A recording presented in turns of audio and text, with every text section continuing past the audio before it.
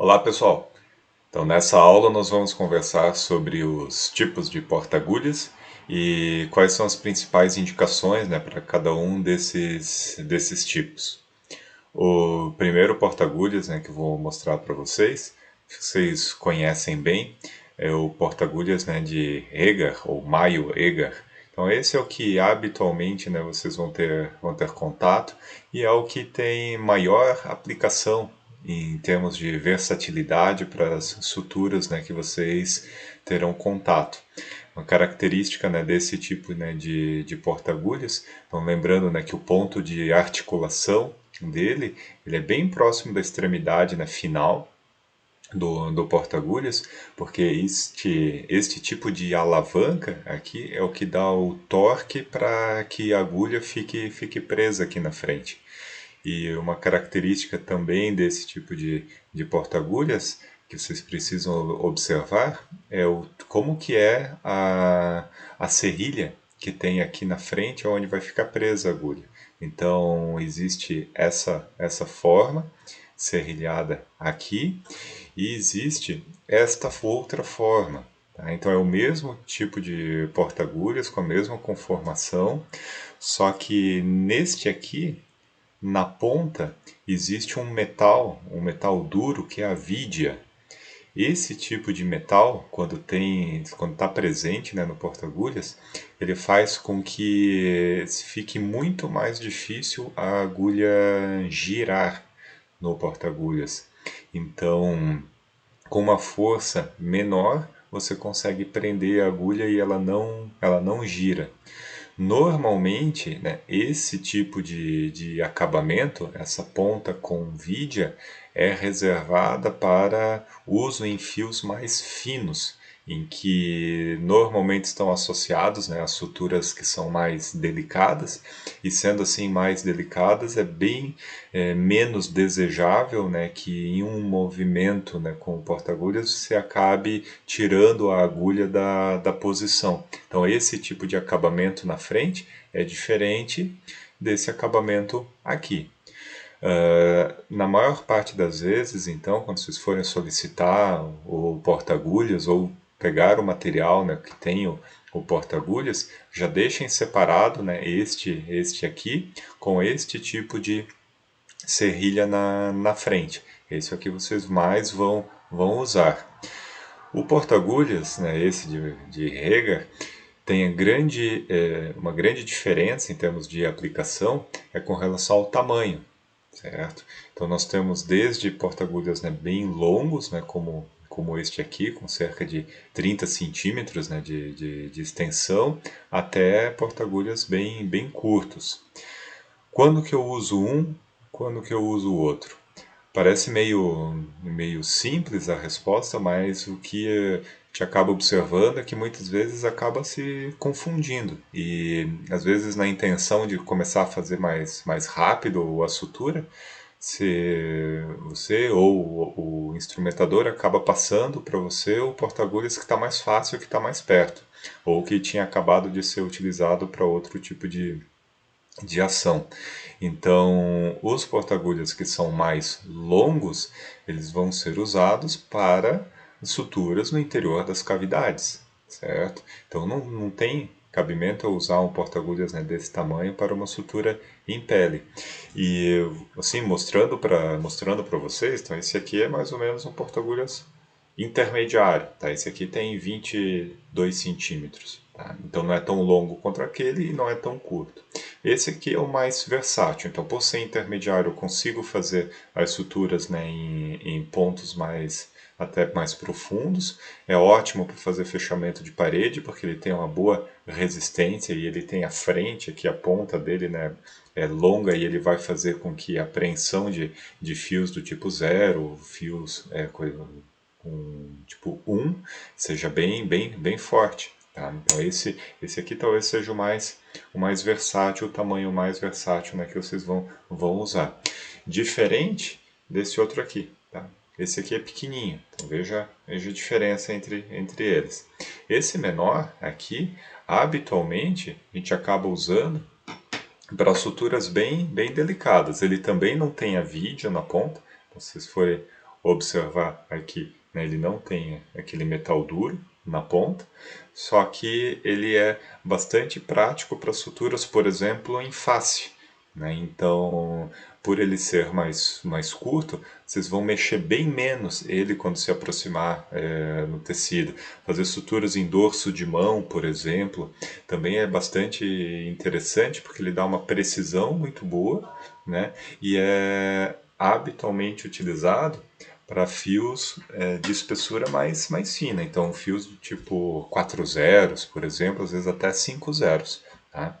Então, essa diferença do tamanho é bem importante. Então, vocês não vão fazer uma sutura de dorso de mão, por exemplo, usando um porta-agulhas longo. Tá? Então, e sempre tem que lembrar que quanto mais longo for o porta-agulhas, mais larga vai ser essa ponta aqui.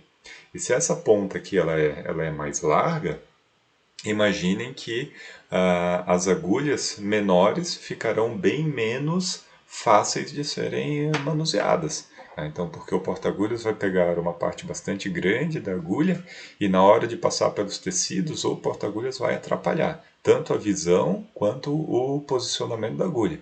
Tá? Então, precisa ser proporcional. Quanto mais superficial e mais delicado, menor e mais fino é o porta-agulhas. Quanto mais profundo e mais grosseiro, maior é o porta-agulhas. Além desse do porta-agulhas, né, de Mayo Eger, vocês podem ter contato com esse tipo de porta-agulhas aqui. Esse aqui é o porta-agulhas de Mathieu. Tá? Qual que é a grande diferença dele? A cremalheira ela é presa aqui atrás, ela está localizada, né, aqui atrás, e a forma de soltar, assim, você não tem os anéis para colocar os dedos no interior do porta-agulhas. Então, o jeito de soltar, por ele ter essa molinha, isso aqui é uma mola, né, de metal, e ele já fica automaticamente preso, e quando você faz o movimento, né, de soltar, simplesmente apertar um pouco mais o porta-agulhas, ele já destrava e ele já abre. Tá? Então a posição natural dele é estar permanentemente aberto. Então isso acaba poupando movimentos e faz com que você consiga ter uma maior precisão da sutura, principalmente em regiões mais delicadas ou que você esteja usando fios mais delicados, né, fios mais finos. Né? Por exemplo, suturas na boca, por exemplo, são feitas, né, com esse tipo de porta-agulhas. Ele é curtinho, ele cabe praticamente todo dentro da mão, então a forma, né, de manuseá-lo torna muito prático. Ele tem ainda a cabeça do porta-agulhas aqui ainda é um pouco grande, então não dá para fios muito delicados, mas fios do tipo 4 zeros e 5 zeros ele se adapta muito bem. Então esse tipo de porta-agulhas ele pode ter ou não vidia, normalmente ele tem vidia, porque com as agulhas mais finas é mais fácil a agulha girar no porta-agulhas. Então esse metal duro faz com que ele não gire. Tá? Então esse tipo de porta-agulhas vocês podem ter contato também. E o último tipo, né, que eu vou mostrar para vocês, é o porta-agulhas de Castroviejo. Tá? Ele também é um tipo de porta-agulhas que ele já tem uma mola. Tá? Então esse tipo de metal aqui no verso dele também faz com que a posição natural do porta-agulhas seja sempre aberta. O porta-agulhas de Castro Viejo, ele sempre vai ter a vidia aqui na ponta, certo? E ele sempre vai ser muito delicado. Então, esse tipo de porta-agulhas aqui, ele é usado para suturas, a princípio, né, suturas vasculares, né, o seu maior uso, com fios do tipo 6 zeros, fios 7 zeros, fios até 8 zeros, são feitas as suturas, né, com esse tipo de porta-agulhas.